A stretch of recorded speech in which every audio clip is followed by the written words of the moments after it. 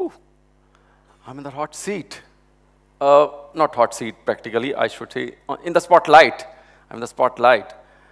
As I'm on the spotlight, I'm reminded of what Bill Clinton, the former US president, once said, that even he was speaking to thousands of delegations, internationally acclaimed people and leaders, still he would get butterflies in his stomach whenever he would go on the stage. So I would also say that I've got not butterflies, but at least some caterpillars or some lavas or some chota butterflies are still around. Huh? I must admit that. But so friends, when I got this invite to come on TED, the globally acclaimed platform, to come and talk about my experiences, I got so many suggestions, so many inputs on what we should be doing when you go on the stage, make these kind of slides, talk about this, rehearse a speech. Someone told me that there is even a book on what to speak on TED.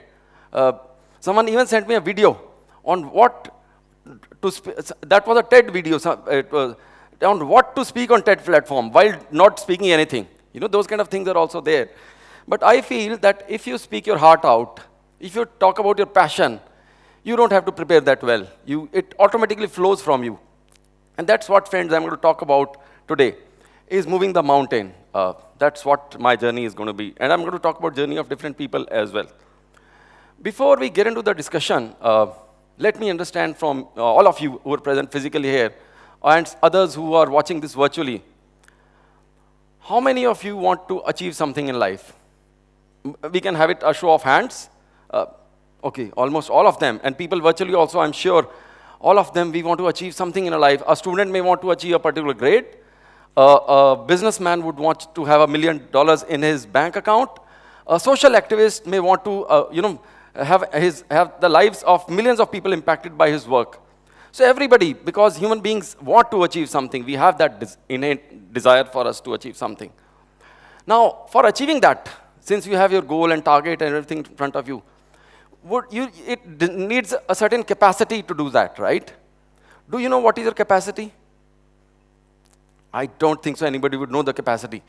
Because naturally, we don't have a designed capacity, unlike a car, which has got a CC or a BHP, a plane which would have flying range, a computer which would have a RAM or a computing capacity. Human beings, like us, Homo sapiens are not designed to have a defined capacity. Because our capacity increases with every generation, with a lot of hard work and practice is what we put. And with that practice is, my friends, we can move the mountain as well in the generations to come. I'm sure you will admit to that as we go along. You must all be thinking, why this fellow is in this age of chat GPTs, AI, and where you can move things by the click of button. Even, machine learning is outsourcing your thinking as well. You know, whatever you were to think, why is this fellow talking about moving the mountain? Friends, I'm going to talk of moving the mountain the mental way, moving the mountain into mind. And for that, I'm going to use the metaphor of a marathon, which is something which I have been doing and which is what I encourage a lot of people to do that. Friends, marathon, I'm sure a lot of you would have heard. Marathon is a race and a place, and both are connected. The race is 26.2 miles, 42.195 kilometers. And mind you, when you're running a race for that distance, 42.195 kilometers, every meter counts. Every meter counts. When your legs hurt and everything hurts, you have to still go on the distance. And the place, the story goes like this. In 5th century BC, there was a battle of Marathon, which was between Greeks and Persians. And both of them actually claim to have won that war. It's been 2,500 years ago. It's difficult to prove who won. But the story goes like this. Towards the end of the war, a Greek soldier come messenger. He ran from Athens to Marathon, a distance of 26.2 miles, which is exactly the distance. He ran non-stop there and announced that we have won. And as he announced, he collapsed and died. Ever since that, this distance has been fascinating human beings. This distance has become a sacrosanct thing. And human beings want to win over this race on themselves. It's not a race with others.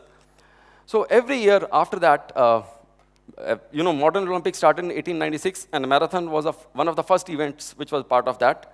Even now also, every Olympics marathon is one of the last events which happen just before the closing ceremony. That's the kind of importance that he has. There are 800 marathons across the world happening every year, including what was announced, including the renowned Boston Marathon, which is the oldest. It started in 1897, followed by the Berlin Marathon, the London Marathon, you've got Chicago and New York and the Tokyo, the 6 world majors. And I'm proud to say that I ran one of them, the Berlin Marathon, just a couple of months ago. So friends, you must be thinking, why is this guy talking about marathon when so many marathons, when 1.1 million people run marathon every year? You know, so many people, and it's increasing. Amateurs run marathon. It's not the professional athletes as well. Why is this guy talking about marathon? For that, I'll take a minute, a pause here, and I'll show you some pictures.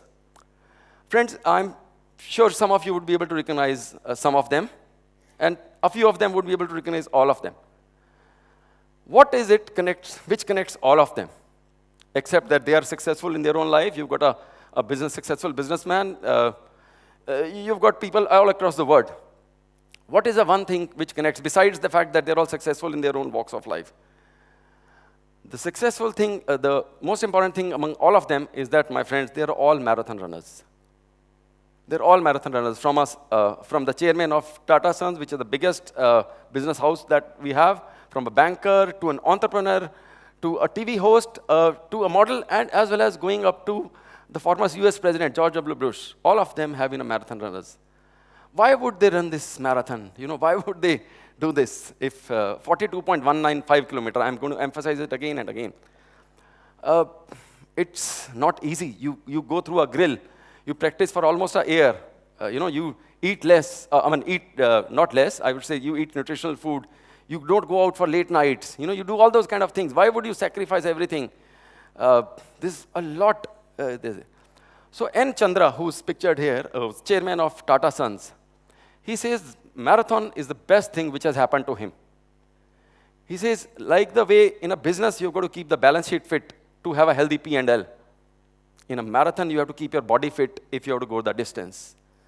Nitin Kamath, who's the founder of Zerodha, is a technology company in India.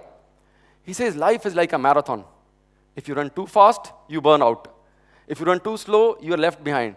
So you've got to go at your own pace. So my friends, marathon is your own race. You are fighting with yourself. You are fighting with your mind. You are fighting with all the might in your hand. So that's very important. And a lot of people talk about marathon as their meditation. A lot of people say that it gives them a me time. I consider this marathon as my plan for the day. Whatever I have to do during the day, I would plan during my morning run. And that's it. So, my friends, what we get from this is professional success in everything that you're doing, whether a student, whether a teacher, whether a businessman, whether a social activist, whatever you're doing, or you're in armed forces. Your success needs perseverance, consistency, and the ability to never let go. Never let go against challenges and adversity. In fact, that is one thing which distinguishes our perseverance of human beings, the Homo sapiens that we have, is that distinguishes human beings against all animals. There is science behind that as well.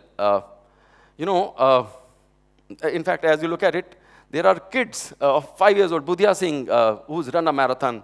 Some women have been running in sari. 100-year-old Fauja Singh has been running marathon. And in fact, this morning I did a 10K run. And friends, I'm glad to share, I ran with a girl from this very town. And she told me she ran a half marathon while she was pregnant. And she did get to know. And no doubt the child is named Marathon. It's a marathon child. So friends, that's the kind of joy that you get in running.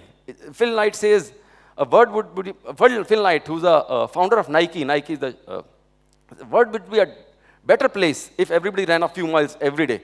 Because it literally liberates you. Our 2 limbs, they take you miles and miles everywhere.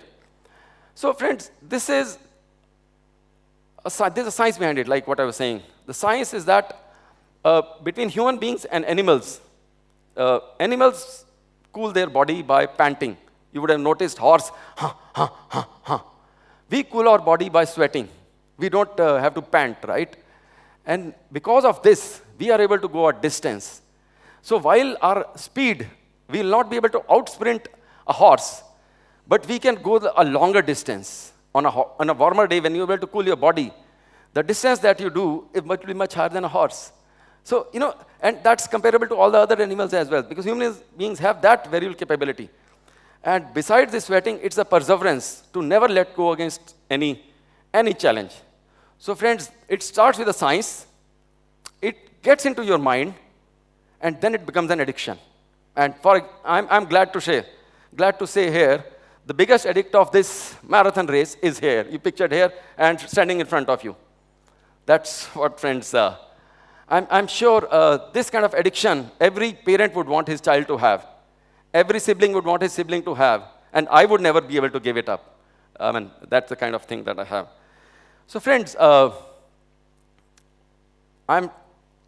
before we come to a closure, let me ask a question again. How many of you would want to take vitamins or nutrients in place of steroids or antibiotics or painkillers? I'm sure everybody would want to take a vitamin, which is a preventive medicine, which is making you stronger.